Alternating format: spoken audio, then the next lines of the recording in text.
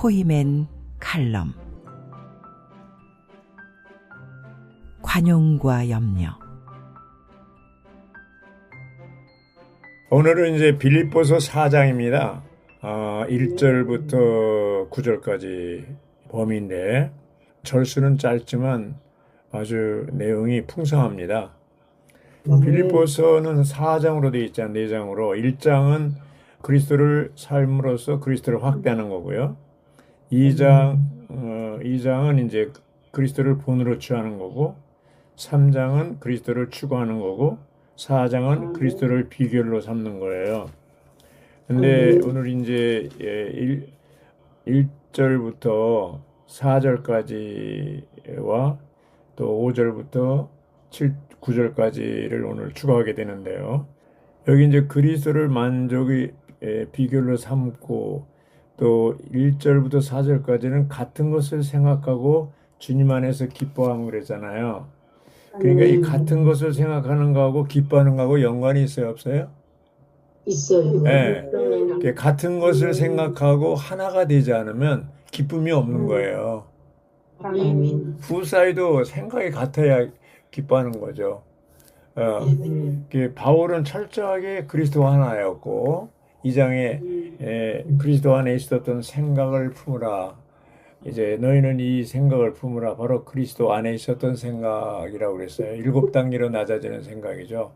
그래서 특히 이 빌립보서는 체험을 다룬 책인데, 체험 중에서 중요한 게 생각이에요. 생각을 많이 다루고 있어요.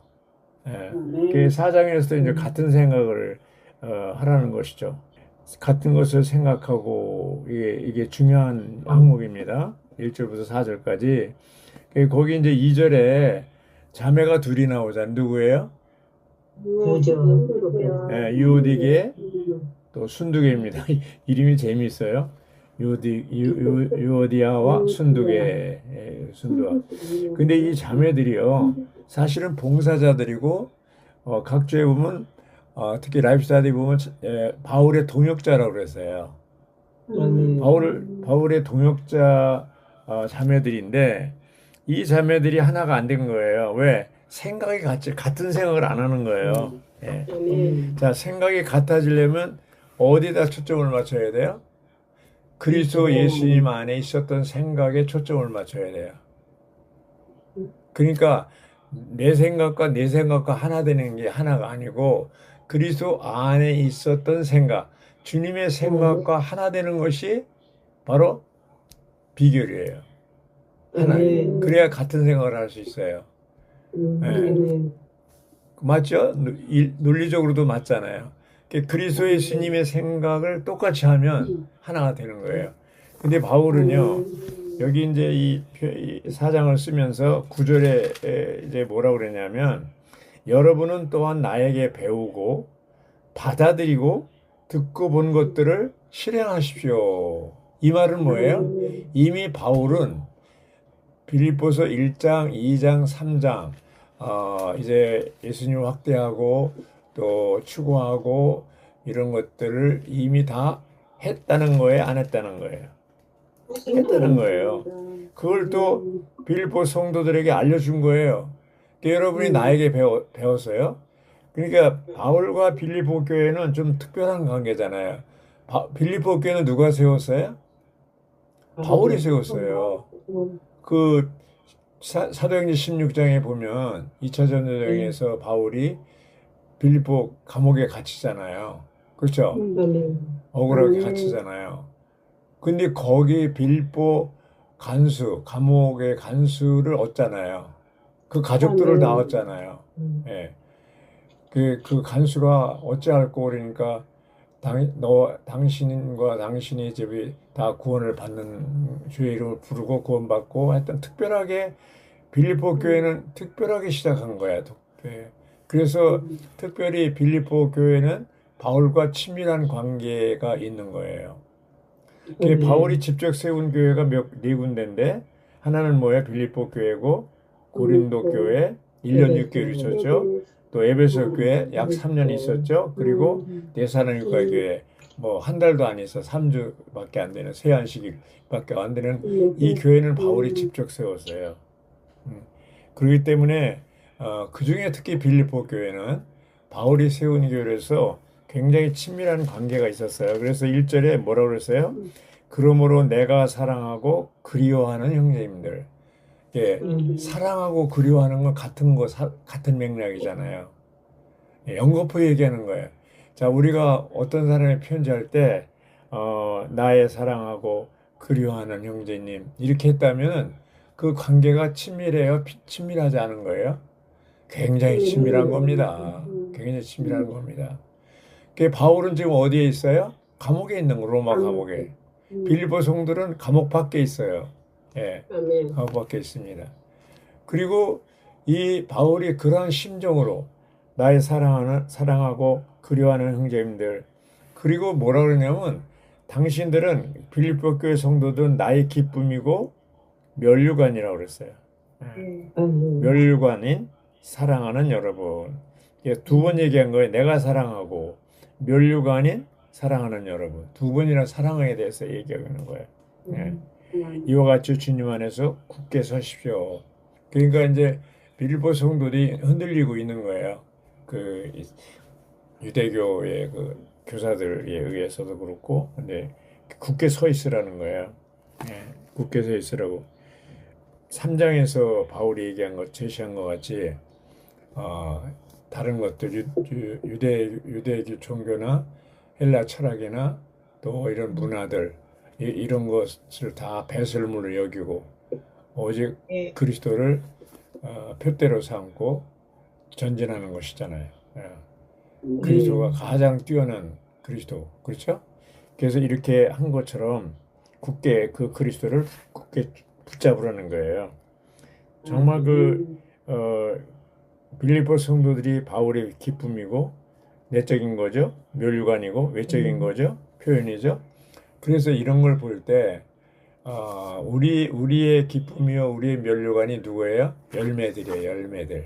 내가 전해서 복음 전해서 얻은 사람들이에요. 네. 주님 앞에 심판대에 설 때 그들이 우리를 증거할 거예요. 네.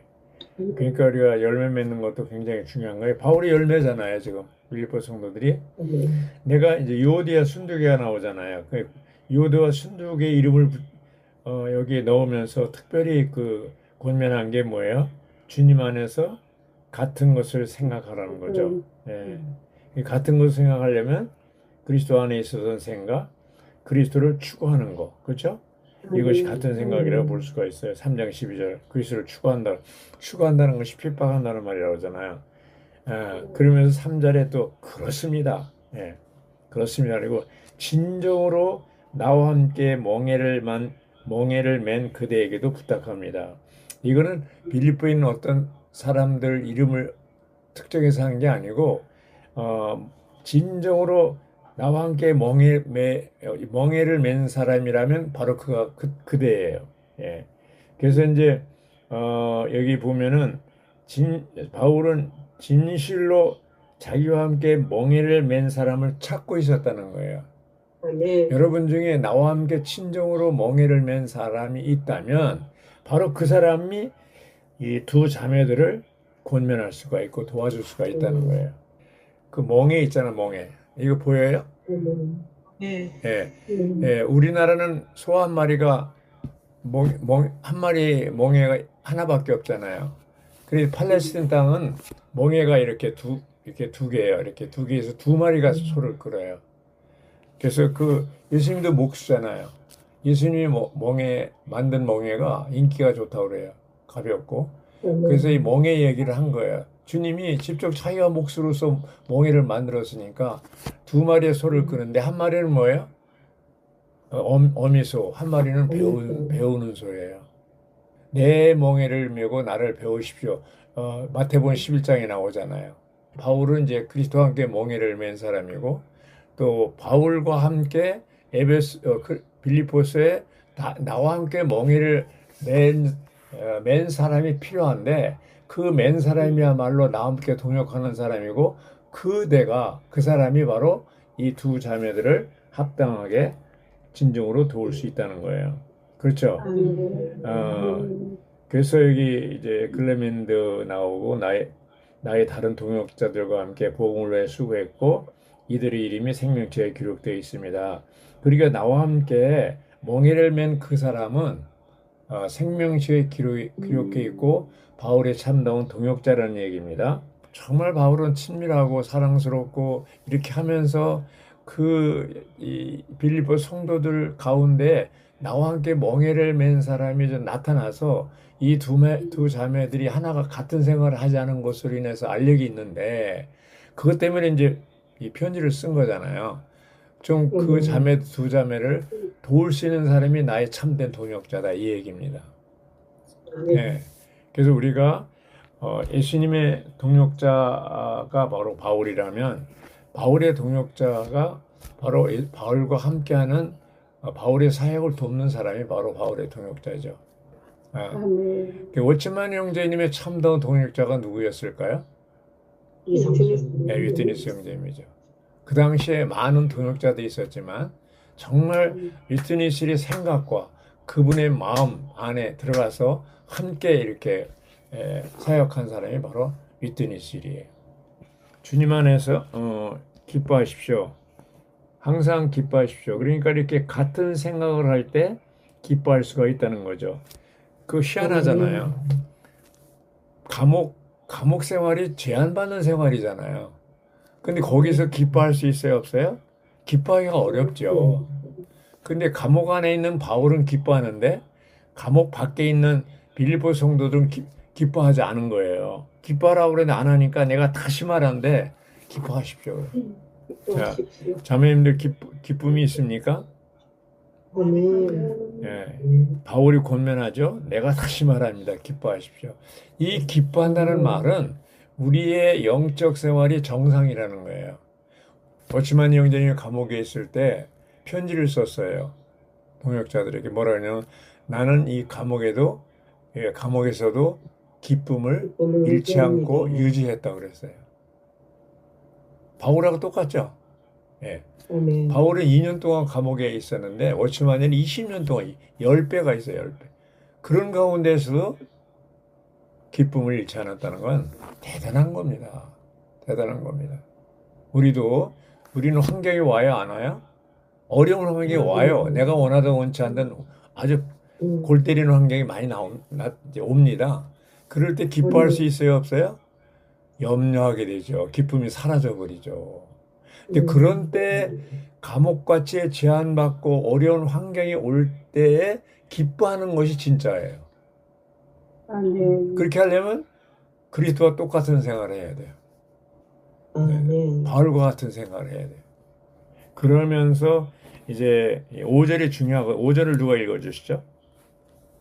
여러분의 관용이 모든 사람에게 알려지도록 하십시오. 주님께서 가까이 계십니다. 네, 여기 무슨 단어가 나와요? 관용입니다. 관용. 여러분의 관용이 모든 사람에게 알려지도록 하십시오. 주님께서 가까이 계십니다. 주님께서 가까이 계신다는 말은 주님의 다시 오심보다도 주님의 임재를 얘기하는 거예요. 왜? 바울이 지금 감옥에 있지만 바울이 기뻐할 수 있었던 것은 뭐예요? 주님의 가까이 있다는 것을 믿음으로 느끼고 있는 거예요. 자, 자매님들 지금 주님이 가까이 있어요? 없어요? 주님의 임재를 누린다면 사실은 이 세상에서 염려하거나 부러워할 거 아무것도 없어요. 네. 주님의 임재 안에 있다면. 그렇죠? 가까이 계신 걸 느끼고 있는 거예요. 저는 지금 느끼고 있어요. 주님이 함께하고 있다는 걸. 교통하면서도 안에 느낌이 있습니다. 예. 그래서 이런 걸 볼 때 이 관용이라는 말을 라이프스타디에서요 정말 여러 장으로 했던 거의 관용으로 맞춰버렸어요. 디니스 형제님이. 그래서 이제 각주에 나오잖아요. 5절 4번에 나오면 관용은 다른 사람들을 대할 때, 그렇죠? 다른 사람 대하는 거 문제입니다. 합리적이고 사력 있고 배려하며 자기의 법적 권리를 엄격하게 주장하지 않는 것이다. 자, 바울이 그랬어요, 안 그랬어요? 그랬어요. 그런데 바울이 권면하잖아요. 빌립보 성도들이 그러기를 바라고 우리도 이러기를 바라는 거잖아요. 예. 그래서 우리가 다른 사람을 대할 때 합리적이고 사력 있고 배려하며 자기의 법적 권리를 엄격하게 주장하자는 것이다.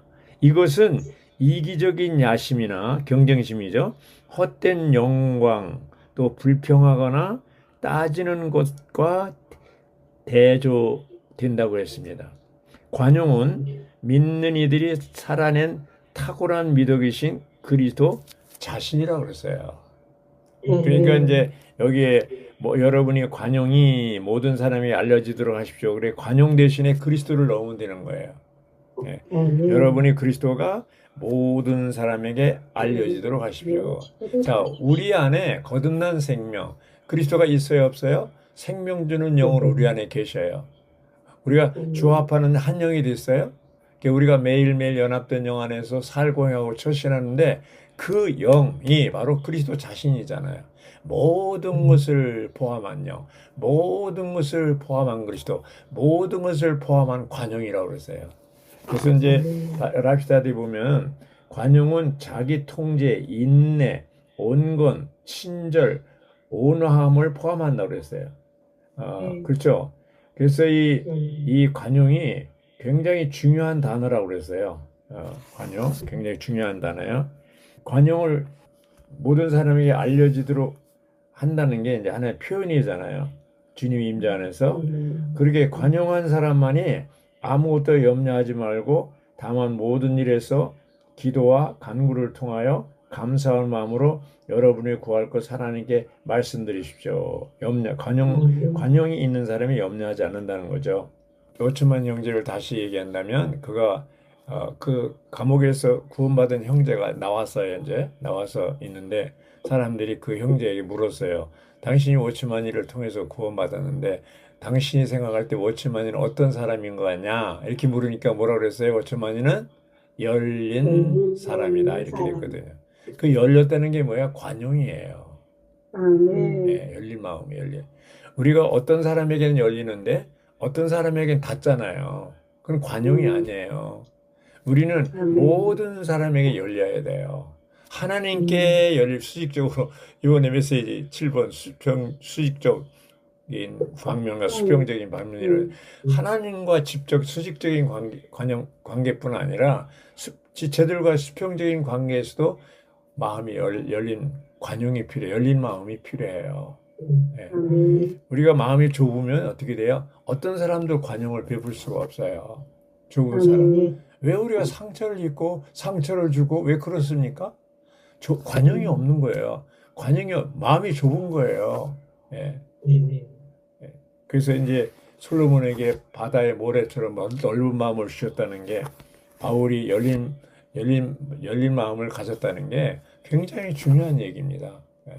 우리는 하나님에 대해서 관용할 뿐 아니라 열릴 뿐 아니라 사람들에 대해서도 열린 마음, 관용을 갖기를 원합니다. 네. 네. 그래서 이제 이렇게 이제 7절에 이렇게 보면요.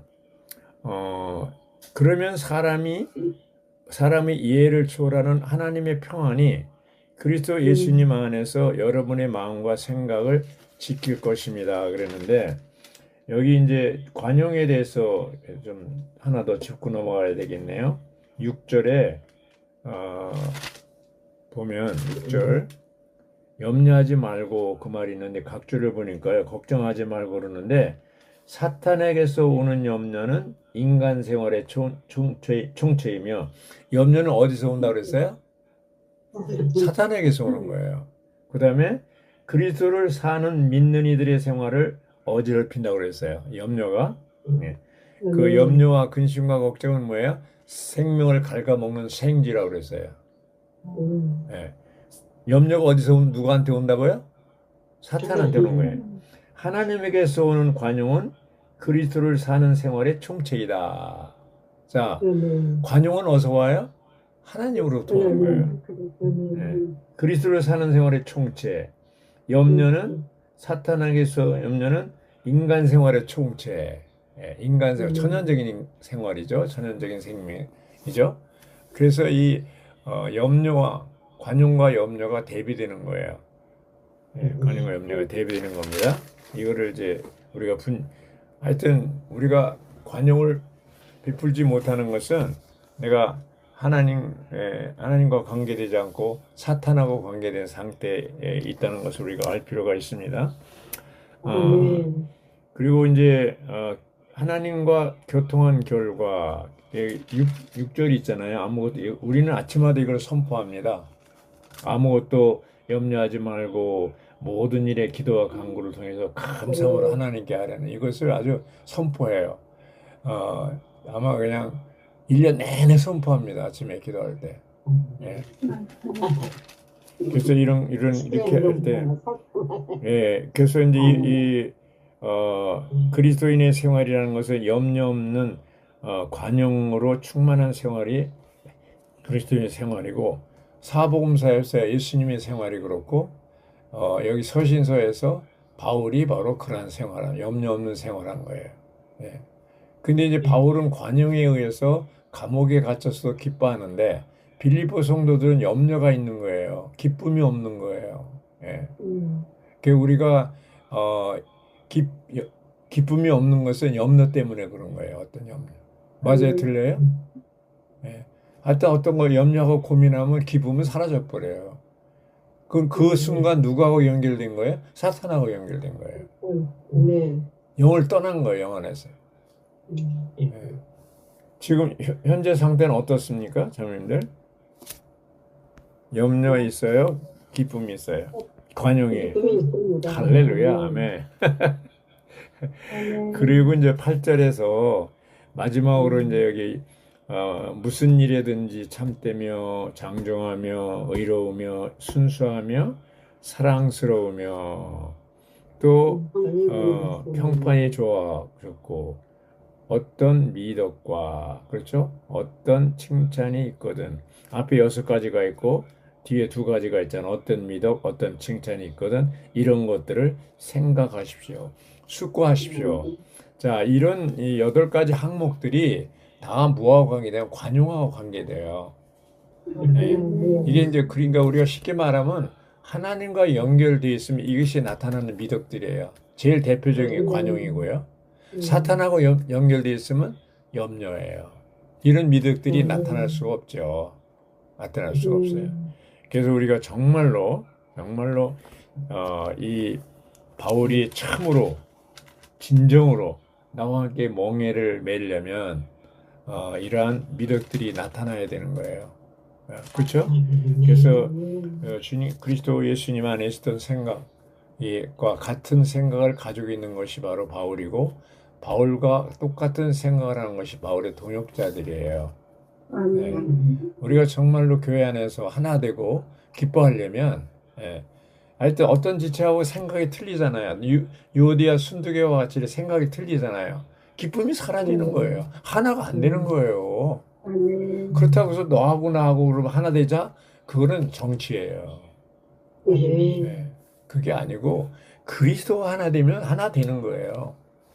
그리스도 안에 있었던 생각, 여러분은 이 마음을 품으라, 이 생각을 품으십시오. 곧 그리스도 안에 있었던 생각. 바울로서의 이렇게 관용이 있고 염려하지 않는 것은 누구하고 생각이 같기 때문에 그래요? 그리스도하고 생각이 같기 때문에 그렇습니다. 로마서 12장 2절에서 얘기했잖아요. 생각을 새롭게 함으로 변화를 받아 이렇게 나왔잖아요. 네. 에베소 4장 24절은 생각의 영을 새롭게 함으로 옛사람을 벗어버리고 새사람을 입으라는 거 아니에요. 여기도 생각이에요. 생각이 바뀌어야 돼요. 자, 우리 생각이 바뀌려면 성경을 읽어야 돼요. 사복음서를 읽고 사도행전을 읽고 서신서를 읽고 구약과 신약 최소한도 1년 1동은 해야 돼. 최소한도. 그래서 우리가 그러한 그리스도 안에 있었던 생각, 주님이 어떤 생각을 했는지 알려면 복음서를 봐야 되죠. 그렇죠? 바울이 어떤 생각을 하려면 바울의 서신을 봐야죠. 그렇죠? 그래서 22개 서신 중에서 14개가 바울의 서신이고 성경 신약 성경이 27권인데 14개가 바로 바울의 서신이에요. 그건 뭐야? 이 바울이 철저하게 그리스도의 생각과 같다는 거죠. 그래서 우리는 이러한 그 누구와 함께 동역할 것인가를 우리가 항상 염두에 둬야 됩니다. 우리가 회복 안에 있다면 이런 바울의 생각 안에 그리스도 예수님의 생각을 가장 많이 똑같이 한 바울의 생각 안으로 들어가야 됩니다. 그럴 때 하나 될 수 있고 그럴 때 같은 생각을 하게 되고 기뻐할 수가 있습니다. 주님께서 우리 모두를 축복하사 9절에 있는 것처럼 여러분이 나에게 배웠죠? 그럼 그 배운 걸 받아들이고 듣고 본 것을 실행하십시오. 여기 실행이라는 말에 밑줄 쳐야 됩니다. 실행하지 않으면 의미가 없어요. 아무 의미가 없어요. 우리도 바울처럼 그렇게 살라는 거예요. 네. 그 8절에 있는 것처럼 8가지입니다. 특히 4장 5절에 있는 관용을 모든 사람에게 알려줘야 돼요. 그래서 우리의 삶이 그런 관용을 표현하고 염려하지 말고 제발 염려하지 말고 염려는 뭐예요? 우리 생명을 갉아먹는 생쥐라고 그랬잖아요. 염려는 누구로부터 왔어요? 사탄으로부터 온 거예요. 그리고 그걸 이제 한두 번은 속을 수 있어요. 근데 이제 염려하고 근심 뭐 이런 게 오면 사탄아 또 나한테 유혹하는구나. 예. 소용없다 너. 이제 안 속는다 너한테. 이렇게 외쳐야 돼요. 너는 끝났다. 너 나에게 자꾸 염려를 갖다 주는데 염려한다고 키가 한자나 자랄 수 있고 머리털을 휘고 검게 할 수 있느냐? 예수님이 그랬잖아요. 아무것도 염려하지 말라는 거잖아요. 근데 우리는 어떤 것은 염려하고 어떤 것은 염려 안 하는데 아무것도요. 어떤 것도 염려하지 말라는 거 아닙니까? 제발 염려하지 마십시오. 아멘.